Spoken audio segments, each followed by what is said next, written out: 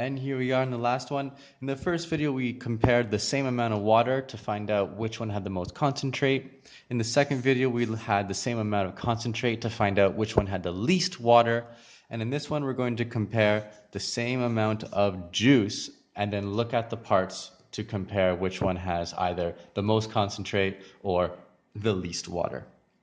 To speed it up, just like the last video, I've already set up my ratio tables. Here in these ratio tables, I have my part to part, part to part, part to part, part to part. But if you recall, I'm actually looking at the amount of juice which is wholes. So in these ratio tables, I have to add in the whole now. So now I have a part to whole ratio table. And by adding that in, my part is concentrate, the other part is water, and the whole thing is juice. So I'm just going to add in those whole sections, which is juice, add in all the sections, my whole, which is juice, my part to whole, which is the juice. Okay. Now remember, with my whole, my two parts should add up to my whole, right? So here, if I have 4 cups of concentrate, I add 5 cups of water, I'll have a total of 9 cups of juice. This one a little mixed up. This one should be 3 and 6. I have 3 cups of concentrate, 6 cups of water, I have 9 cups of juice. 6 cups of concentrate, 6 cups of water, I have 12 cups of juice. And 3 cups of concentrate, add 5 cups of water, I have 8 cups of juice altogether. Now, just like before, since I'm going to compare, I have my common amount of juice. I either need to scale my juices up to a common multiple, or I need to scale it down to a common factor. Okay, so I'm going to do the same thing first, scale it up to the LCM. The LCM of 9, 8, and 12 is actually 72. So I've got to scale all these up to 72. All right. Now, if I'm going to scale the amount of juice up to 72, how does 9 get up to 72? That means it's times 8. So if I times 8 this section, I have to times 8 the other two sections. So 5 times 8 is 40. 8 times 4 times 8, that's going to be 32.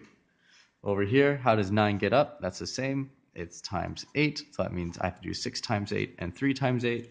6 times 8 is 48, and 3 times 8 is 24. If we look at these, 32 plus 42, 72. 24 plus 48, 72. Over here, how does 12 get up there? I'm going to have to times it by 6. That means 6 times 6, 6 times 6, I have 36 and 36. 36 plus 36 is 72. And over here, how does 9 get up to 72? 8 to 72 times 9. That means I have to do 4 times 9, which is 45, and 3 times 9, which is 27. 27 plus 45 is 72. Okay, so now that I've scaled all my juices up to the same amount, I have the same amount of juice for all the mixes. I want to know which mix is the most aptly. Well, I can do this in 2 different ways. I can either look at how much concentrate is in this amount of juice, or how much water are in this amount of juice. So in this amount of juice, in a full batch, or 72 cups of juice, I have 32 cups of concentrate.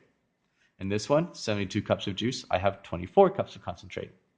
72 cups of juice, I have 36 cups of concentrate. Or in 71 cups of juice, I have 27 cups of concentrate. Which one's the most aptly? The one that most aptly is the one with the most concentrate. 32, 24, 36, or 27. That's right, here it is, 36. 36 is the most concentrate. That means it has the most aptly flavor. I can also look the other way. I can look at the amount of water, but because it's the amount of water, I have to look at which one has the least water. The least water, which means it's going to have the most flavor, because the most water will be diluted, it'll be watered down, it won't taste good. 40, 48, 45, 36. Again, this one has the least amount of water, therefore it's going to be the most aptly. Now going the other direction, and you've probably heard this multiple times now already, instead of going up to an LCM, I'm going to scale it down to a rate. So that means my juice, for every 1 cup of juice, how much concentrate, how much water do I need? So I'm going to scale all of these down to 1. When I scale them all down to 1, I'll know how much water and concentrate I need per cup of juice. Let's see here. How does 9 get down? It is divide 9. If I divide 9, I have to do the other two divide 9. That means that's 5 out of 9 and 4 out of 9. This one here, same thing, divide 9. That means I'm going to have 6 out of 9, which is reduced or simplified to 2/3. And I have 3 out of 9, which gets simplified to 1/3. Down over here, it's going to be divide 8. So that means I have 5 out of 8 and 3 out of 8. And same thing over here, divide 12, which means I have 6 out of 12, which is the same as 1/2. And this is 6 out of 12, which is the same as 1/2. Looking at all these concentrate, I'm just going to change color here just so that we can see a little bit more nicely. For every cup of juice, how much concentrate do I need? Well, the one that's going to be the most aptly will have the most concentrate. So for every cup, I have 4/9 cups of concentrate, 1/3 cup of concentrate, 3/8 cups of concentrate, and 1/2 cups of concentrate. Which number of these fractions is the biggest, is the greatest? Well, 4/9, that's less than half. 1/3, that's less than half. 3/8, less than half. This is a half, therefore this is the greatest. This has the most concentrate, therefore this mix is going to be the most aptly. Let's finish this off. We can go the other way by comparing the amount of water. I have 1 cup of juice. To find out which one's the most aptly, I'm going to need to look at, well, which one has the least amount of water. This one has 5/9 cups of water, more than half. 2/3 cups of water, more than half. 5/8 cups of water, more than half. Half a cup of water, only half. Which of these fractions is the smallest? 1/2 is the least, therefore there's the least amount of water in this mix. It's going to be the most flavorsome. It's going to have the most flavor the most aptly. Okay? And there we have it. Those are 3 different ways to compare ratios. We can do a part-to-part ratio, comparing one part to the same part in the other. We can compare the other parts over here.